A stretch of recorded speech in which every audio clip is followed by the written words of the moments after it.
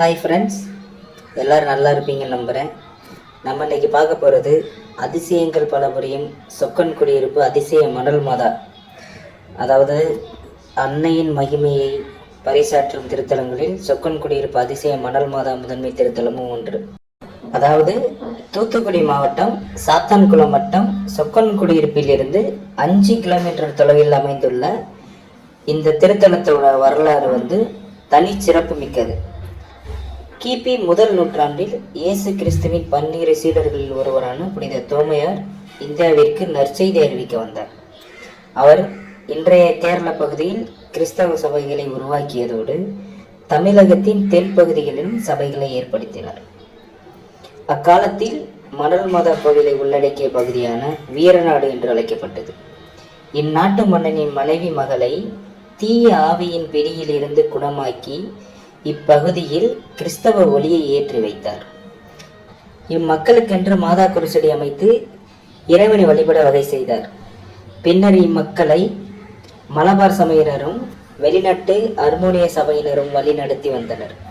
கிபி 1325 கணக்கன்குடியிருப்பு என்ற இவ்வூரில் வாழ்ந்த ஒரு பக்தர் கனவில் அன்னை மரியாள் தோன்றி ஆலயம் அமைக்க கேட்டுக்கொண்டார். பக்தரும் மக்கள் ஒத்துழைப்போடு அன்னைக்கு அழகிய சிறிய ஆலயம் அமைத்து தந்தனர். கிபி 1339 போப்புவின் தூதுவராக இந்திய கிறிஸ்தவர்களை சந்திக்க வந்த ஜியோவன்னி மரிஞ்சோலி ஆயர் அவர்கள் மாதாவின் சொரூபத்தை வடிவமைத்து ஸ்தாபித்தார். மாதாவின் சொரூபம் சந்தன மரமும் யானை தந்தமுமானது. அது பழங்கால அமைப்பில் அழகுடனும் உயரத்தில் மிக சிறியதாகவும் செய்யப்பட்டுள்ளது. இச்சொரூபமே இன்று மணல் மாதாவாக போற்றப்படுகிறது. கிபி 1542 இவ்வாலயம் வந்த புனித சவேரியார் இங்கு இறந்த ஒரு சிறுவனுக்கு உயிர் கொடுத்து அன்னையின் புகழை பரவ செய்தார். கிபி 1597 இப்பகுதியை அரசூர் மன்னன் துறவி பாண்டியன் ஆண்டு வந்தார். அவர் கணக்கன்குடியிருப்பில் வாழ்ந்து வந்த ஏழை விதவை பெண்ணை வீண் பலி சுமத்தி கொலை செய்ய தீர்ப்பளித்தார்.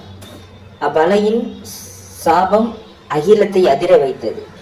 பெரும் சூறாவளி வீசியது, மண் மாறி பொழிந்தது, ஊரே அழிந்தது. அத்தோடு அன்னையின் ஆலயமும் மண்ணுக்குள் புதைந்து மறைந்து போனது.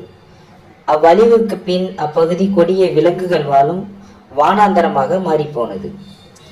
இதன் பின்பு கிபி 1798 இக்காட்டில் கால்நடைகள் மேய்த்து வந்த ஒரு சிறுவனின் காலில் தடுக்கிய சிலுவையை கண்டு சொக்கன் குடியிருப்புக்கு வந்து உரைத்தார். அக்காலம் சொக்கன் குடியிருப்பு வணக்கம் குளம் பங்கோடு இணைந்திருந்தது.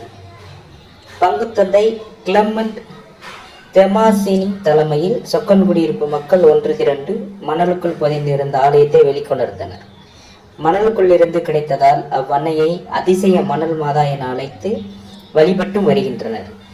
இவ்வாலயம் 2011 அரசு சுற்றுலா தலமாக அன்று முதலமைச்சராக இருந்த மாண்புமிகு அம்மா அவர்கள் அறிவித்து இதற்கு தேவையான அனைத்து வசதிகளையும் செய்து வருகின்றனர். வாருங்கள், மணல் மாதா ஆலயம் செல்வோம், அன்னையின் ஆசீர் பெறுவோம். இந்த வீடியோ பிடிச்சிருந்துச்சு அப்படின்னா லைக் அண்ட் ஷேர் பண்ணுங்கள். நெக்ஸ்ட் வீடியோ போட எனக்கு சப்போர்ட்டாக இருக்கும் ஃப்ரெண்ட்ஸ். தேங்க்யூ.